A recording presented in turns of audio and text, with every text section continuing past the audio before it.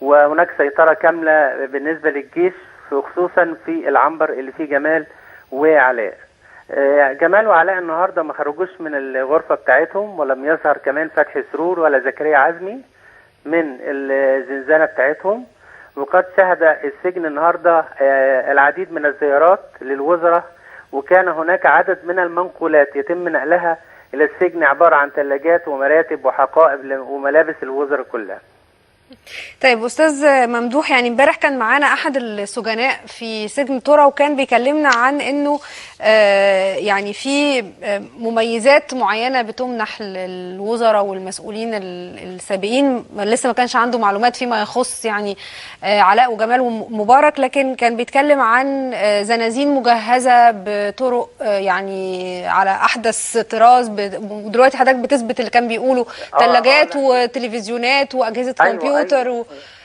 انه في بعض السجناء العاديين بيتم يعني استخدامهم، بيتم ترحيلهم من سجن مزرعة، السجن اللي هو الأربع عنابر الموجودين في اللي يعتبر نقول المنتجع بتاع الوزراء في مزرعة ترى. هم إدارة السجن أو عموما وزارة الداخلية عايزة تخلي هذه العنابر حتى يظل سجن مزرعة ترى مخصص للوزراء والمسؤولين واعضاء الحزب الوطني. ده يعني ده لاسباب امنيه ولا اولا يعني عشان يمنحوهم امتيازات زياده؟ يعني لا دي اسباب امنيه، وفي اسباب تانية اني عشان الناس دي ما يعني ايه ما تتضايقش اكتر من اللي هم عايشينه. يعني هم حتى المساجين بيقولوا هم الوزراء عايشين بره وزراء، وفي السجن برضو عايشين وزراء. يعني بعض المسجونين النهارده بيقول لي ان المأمور السجن نفسه بيضرب تعظيم سلام لحبيب العدلي وبرضه لبعض الوزراء. طب يعني احنا تقريبا يعني ما فيش حاجه اتغيرت ولا ايه؟ لا طبعا لا. طب هل صحيح انه في بعض السجناء العاديين بيخدموا الوزراء؟ ده طبيعي. والنهارده قررت اداره سجن ترى تخصيص عدد من المساجين للقيام بخدمه الوزراء، وده بيتم بمقابل مادي بيقدمه الوزير او السجين، ودي حاجة عادية متعارف عليها. حاجة اختيارية يعني، ولا دلوقتي لما تقول إدارة السجن خصصت أو إنه في تعليمات من إدارة السجن، ده متروك اختياره للسجين العادي ولا بالإجبار؟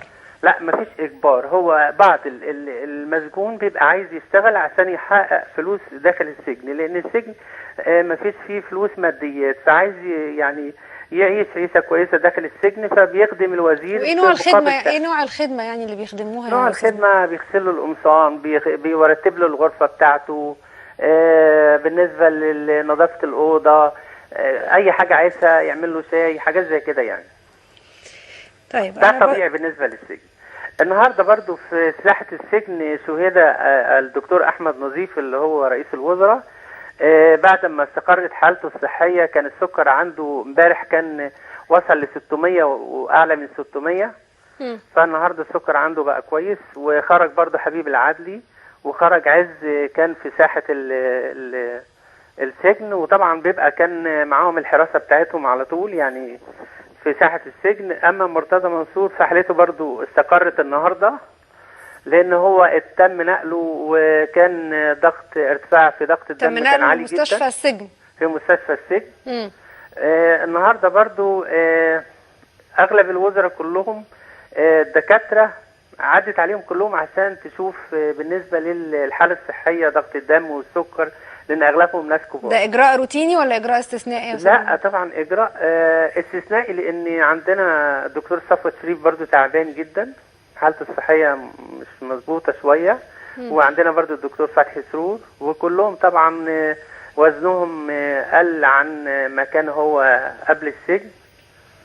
يعني الكشف الطبي ده تم توقيعه بس على شوية الوزراء والمسؤولين المسجونين، مش على كل المسجونين في سجن؟ لا ما بيتمش على كل المسجونين، لا نهائي. حتى اللي حالتهم الصحية سيئة يعني؟ لا، لو في حد بيحتاج لازم بقى يعمل الإجراءات اللي هي الروتينية. أما الوزراء ده لهم نظام خاص داخل السجن. النظام الخاص ده هم اللي بيطالبوا بيه ولا يعني بيمنح ليهم كده من إدارة السجن؟ حضرتك هي طبيعة رجال الأعمال أو طبيعة المال في أي مكان لها طريقة ولها قدر من التقدير في أي مكان. يعني الفلوس هنا هي اللي بتتكلم، مش مناصبهم. بتتكلم في أي مكان حضرتك. لكن هنا ده بحكم مناصبهم السابقة ولا بحكم ان هم معاهم قرشين زياده؟ اولا مناصبهم، اولا وزير الداخليه لغايه دلوقتي بيضربوا له تعظيم سلام، فده بحكم مناصبهم. بحكم المال اللي عندنا برضو رجل اعمال هشام طلعت مصطفى هو اللي بيصرف غالبا على اغلب المساجين اللي موجوده في السجن. عشان كده حضرتك كل الناس، كل المساجين عايزين يعني كلهم عايزين يخدموا الوزراء. بيصرف عليهم بمعنى ايه يا استاذ ممدوح؟ يعني بيصرف عليهم اولا هشام طلعت مصطفى هو اللي وضب جميع العنابر اللي هي كان موجوده في السجن، والعنابر اللي هتفضل هيتم اخلاءها حاليا هو اللي هيوضبها. ده الاستقبال يعني المسؤولين المتولين المسؤولين الجدد. وتم النهارده حتى تم ترحيل 95 مسجون لسجن الاتحاد برضه في المزرعه، بس في جزء تاني بعيد عن مكان الوزراء. وقالوا للناس اللي هم موجودين حوالي 200 مسجون هينقلوهم بس يوم الاحد. طيب ده على الاقل معناه انه في يعني وافدين جدد.